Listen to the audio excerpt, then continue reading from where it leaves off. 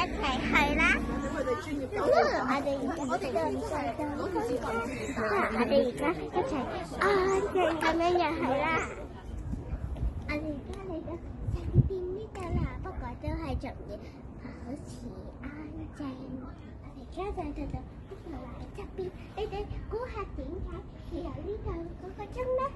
原來係因為好耐之前嗰時未有表，咁崇拜嗰時個時間啲人知道，所以咧就要係打個鐘啦。我哋就嚟呢度啦。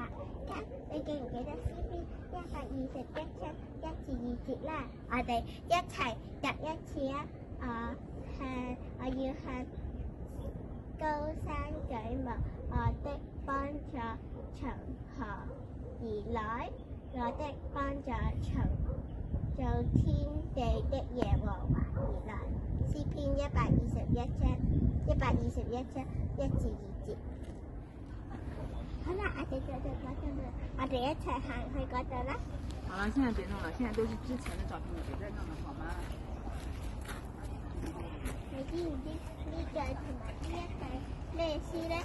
咁信耶穌嘅人咧就要行大道，因為咧咁先得到永生。咁我哋見到一個好大嘅十字架，咁中國人咧係之前咧係睇呢邊先嘅，所以就即係成了，唔係了成了。咁嘅意思咧，即係耶穌嚟到呢個世界嘅任務咧就完成啦，係為咗人類。咁我哋睇下呢度，咁呢一個你見唔見有一個字喺度？咁你哋估下個字嘅意思係咩意思咧？原來個意思即係信耶穌嘅人咧，就會成日聽天父嘅話。咁樣係，我哋要好安靜咁樣講嘢，因為全部人咧喺咁樣喺度靈修。